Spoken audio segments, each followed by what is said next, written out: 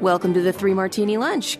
Grab a stool next to Greg Columbus of Radio America and Jim Garrity of National Review. Three Martinis coming up. So glad you're with us for the Monday edition of the Three Martini Lunch. Grab the stool. It's going to be a busy week. We got impeachment, I think, Wednesday, Jim. We've got USMCA. We've got funding the government, all sorts of stuff. And as usual, no one's interested in actually downsizing government. But that's neither here nor there for right now. We're sponsored today by Quip electric toothbrushes. Go to getquip.com/martini to save on gift set and your first refill free with a refill plan. So much more on Quip in just a moment.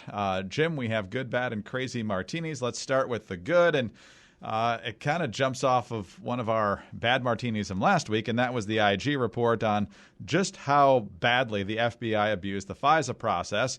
Michael Horowitz did not come to any concrete conclusion about why it happened. He boiled it down to two different things, which we'll get to in just a moment. But Jim Comey was a guest on Fox News Sunday with Chris Wallace on Sunday.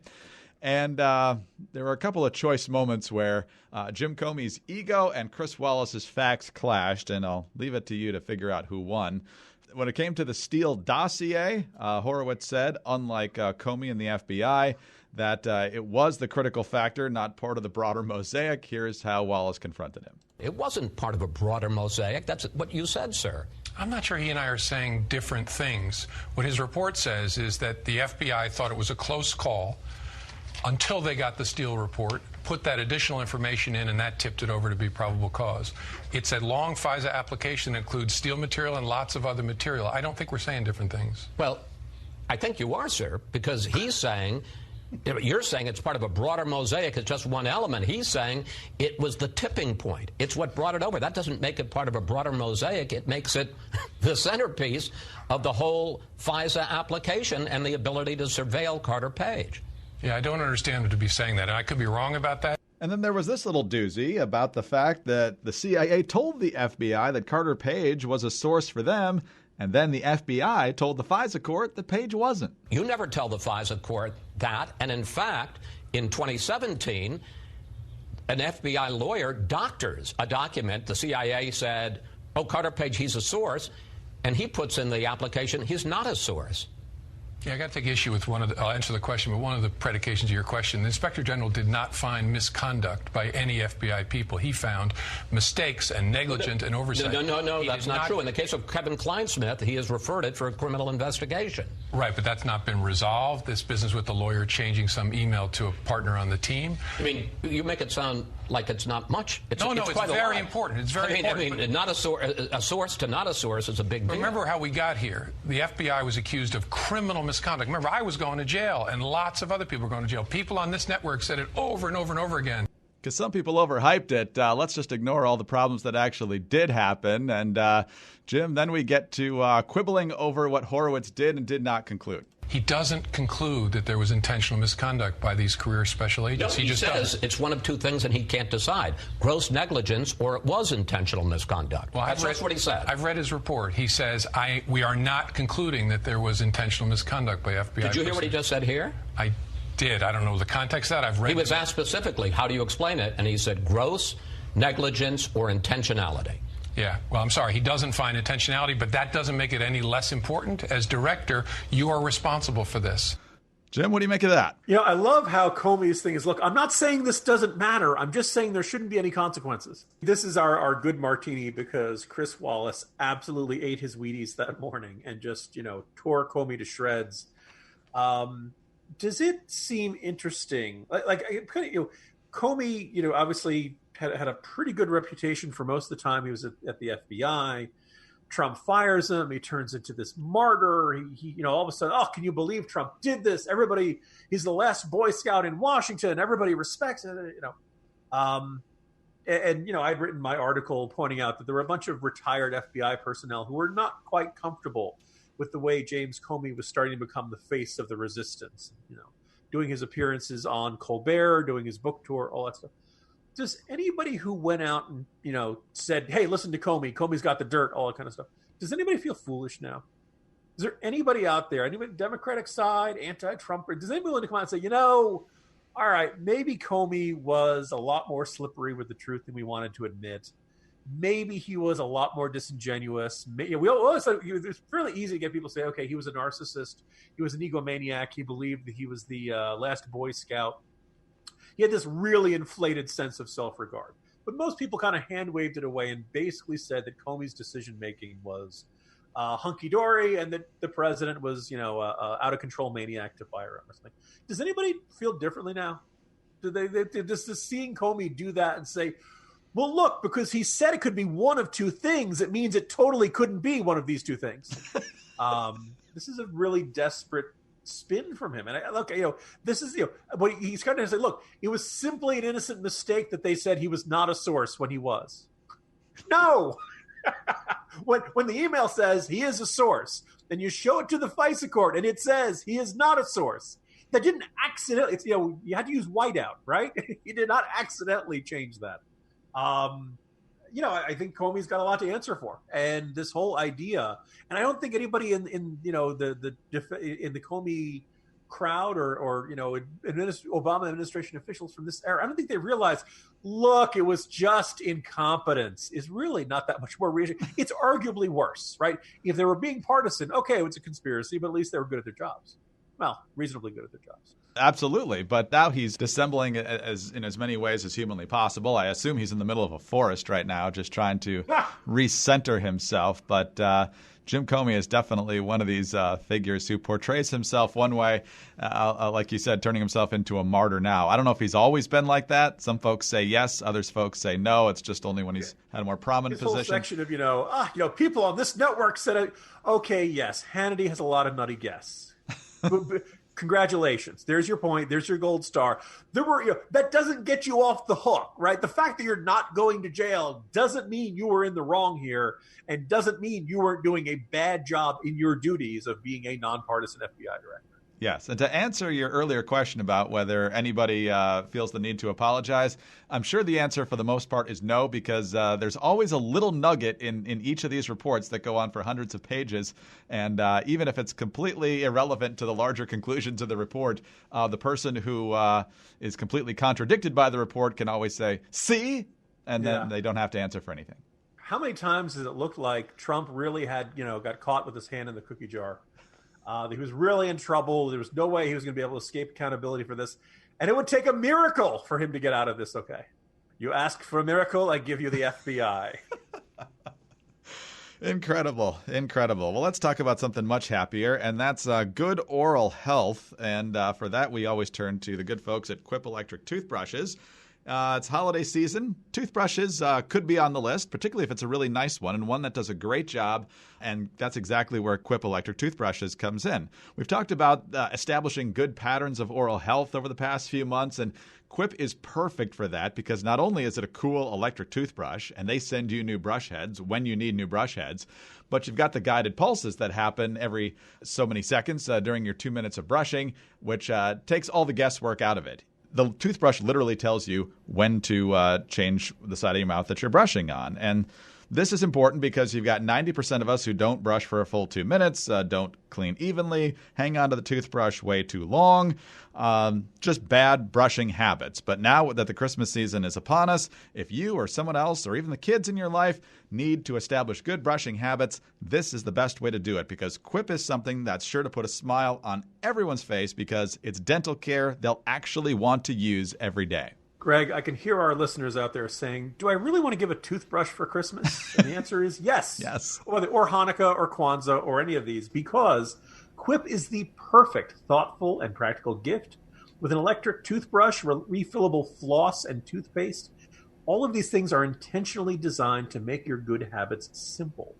The Quip electric toothbrush has sensitive sonic vibrations and a timer with, as you mentioned, the 30-second pulses to guide your routine. And the Quip floss dispenser has pre-marked strings, so you always use the right amount. Never too much, never too little. Plus, Quip delivers brush heads, floss, and toothpaste refills every 3 months. You can join more than 3 million happy customers, all with bright, shiny white smiles. And check everyone off your gift list right now with Quip. So just go to getquip.com/martini to save on gift sets and to get your first refill free with a refill plan. That's your first refill free at getquip.com/martini, getquip.com/martini. All right, Jim, let's move to our bad martini now. And this is kind of a weird story, especially for conservatives right now. Jeff Van Drew is currently, at least at this very moment, I think, a Democratic congressman from New Jersey. He is a guy we've mentioned a couple of times now because he voted against the impeachment inquiry, and he said he's not going to vote for either of the two articles for impeachment when they come to the floor this week. Apparently, after a long conversation, or what passes for a long conversation with President Trump, he's decided to become a Republican. So now you've got many of his staff saying, this is not what we signed up for. We want to be with the Democrat. They probably just want to be with the majority, too. So they're abandoning ship for Jeff Van Drew. The chief of staff is staying on. And so some folks might be thinking, all right, well, this was a moderate Democrat. Bring him on board. It's one more seat. Might be in a good position to hang on to that seat come next year. No, as you point out in the Jolt today, Jeff Van Drew has endorsed Cory Booker to be president, and more significantly, he votes with the Trump administration position 7% of the time, and we're not talking about incidental issues here, Jim. He's voted to overturn emergency declarations for border wall funding. He voted to condemn Trump's statements about the squad, on and on and on, from Obamacare to everything else. So I'm not sure what we're getting here if this guy becomes a Republican. Greg, this is a party switch that is all driven by principle. And the principle is that Jeff Van Drew does not want to lose the Democratic primary if he votes against impeachment, and he does not want to lose the general election because he voted for impeachment. I guess it's possible Jeff Van Drew will change on a lot of these issues. I assume he will rescind his endorsement of Cory Booker, and I suppose he could make the argument of, he's my home state senator. I kind of had to do it, blah, blah, blah. On some of these issues, I suppose he could change his view. It's going to be really weird if in the same session he votes a different way on border wall funding or all kinds of immigration-related issues. I mean, as you went down the list, condemning the squad, Trump's comments about the squad as racist. This was a guy who was in pretty darn good standing with the Democrats up until very, very recently. And as I went back and I checked, a month ago, the NRCC, the National Republican Congressional Committee, was denouncing this guy for supporting socialism. Welcome aboard. How does that meeting go, Greg? Where that first time where he's going together with his district is all South Jersey. It's Atlantic City, basically almost like the entire bottom third of the state, southernmost corner of the state. When he goes to those Republican county dinners, all of these people spent 2018 trying to beat this guy, right? All of these guys, up until probably a couple of days ago, were preparing to beat him in 2020. How did those meetings go? Hey, sorry, I said you were the Antichrist, and you were terrible and you were wrong on everything. Welcome aboard, buddy. You kind of wonder. The only two things that make sense are that Jeff Van Drew will change all of his views on everything, which will be really weird, and you got to wonder about those other staffers who haven't jumped ship yet. Or he will maybe you can try to thread the needle. But if you're a Republican in this district, maybe you'd rather have your own guy. So I'm sure the NRCC will love it, and obviously I'm sure President Trump loves the narrative of, hey, Democrats are abandoning ship and switching parties and all that stuff. And it's pretty unusual to see somebody switch mid-year and to join from the majority to the minority. You can almost kind of see when somebody says, oh, I got promised a committee chairmanship or something. But hey, you know what? We'll see what's happening. I'm sure the NRCC is feeling good today. Trump's going to mention it, but kind of a weird situation for everybody in South Jersey right now. Exactly, because on the one hand, you could be looking at the mirror image of Charlie Crist here, switching parties and changing all your positions, or he doesn't change a lot of them, and the NRCC, which generally has the policy of we're going to back the incumbent in a primary, all of a sudden you've got the Republican Party backing a guy who really agrees with the president 7% of the time and kicking all these more conservative challengers, you have to assume, to the curb because they think sticking with the incumbent's the smarter way to go, and I'm not sure it is. Yeah, I mean, I'm kind of left with this situation where let's assume he starts voting with the president much more frequently. How much can you switch before people start saying, okay, this guy doesn't believe in anything except keeping his own seat? Like, could he get it up to like 40%, 50%? And at that point, this is a swing district. It doesn't seem crazy for South Jersey Republicans to say, hey, you know what? We could run somebody else in our primary, and he might be a more consistent vote for our interests. We'll see how it shakes out, but a really bizarre switch from Jeff Van Drew in these circumstances. And I'm guessing, Jim, I don't know what the exact timetable is for party switching, but you have to think Trump wants him to stay a Democrat through the impeachment votes so he can still claim that he had a Democrat voting against impeachment, even though there'll probably be more than one. He'll, by the way, I actually did a little bit of this. The expectation is they'll get anywhere from 4 to 10. Let's also note that the vote's going to be two votes lower than the vote to start the inquiry because of the death of Elijah Cummings and Katie Hill going on her national victim tour. On to our crazy martini now, Jim. And speaking of victimhood tours, this one makes Katie Hill look like a piker. Harvey Weinstein in the New York Post. Jim, people have forgotten about all the good he's done. New York Post. More than 80 women have accused him of sex assault or harassment, but for Harvey Weinstein, it's still all about himself. The alleged serial sex predator and disgraced Hollywood producer whined to the Post in an exclusive interview that he should be remembered for doing more professionally for women than anyone in history, rather than the slew of sickening accusations against him. The fallen Tinseltown kingmaker appeared so clueless that he even boasted about what a lucrative contract he once gave actress Gwyneth Paltrow, one of his alleged victims. Quote, "I feel like the forgotten man," the 67-year-old alleged rapist griped last week. Here's where it gets really good. "I made more movies directed by women and about women than any filmmaker, and I'm talking about 30 years ago. I'm not talking about now when it's vogue. I did it first. I pioneered it. It all got eviscerated because of what happened," he said bitterly. "My work..." Because of what happened. Euphemism of the year. You know, that thing that happened. My record of decades of sexual assaults. Good heaven, you know. It's a rare moment where I'm semi-speechless live on this podcast. The thing I will jump out here, Greg, and say is, like, first of all, there's something like mentally wrong with this man. If he really walks around and believes that he's the victim in all this, then yes, that he, like, this is a narcissism to the point where I don't know if he perceives reality accurately. We're one step away from saying, look at all the women he didn't sexually assault, right? There's like 7 billion people in the world. That's like 3.5 billion women.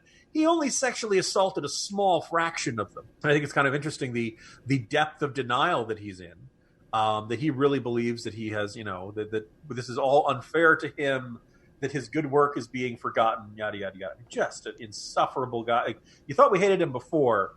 Now we really hate him. We also should note, though, that he reached a deal with a whole bunch of accusers that does not require him to admit wrongdoing. Put as I understood it, a lot of money to the lawyers, not nearly as much as you'd think going to the victims, and a deeply frustrating set of circumstances to see somebody potentially getting away with this. And he's still facing criminal charges, so it's not like he's completely getting away with it. But just kind of mind-boggling. And you wonder about, who's around him, who's enabling this kind of epic disconnection from reality. So a lot of victimhood going on today at various levels. Jim, we'll reconvene tomorrow. Hopefully we'll have more sane people to talk about then. See you tomorrow, Greg. Jim Garrity, National Review. I'm Greg Corombos, Radio America. Thank you for being with us today. Don't forget to visit our friends over at Quip and get an electric toothbrush for someone you care about, or more than one person you care about this holiday season. Go to getquip.com/martini. Getquip.com/martini. Please subscribe to the podcast, leave us a great review, and join us Tuesday for the next Three Martini Lunch.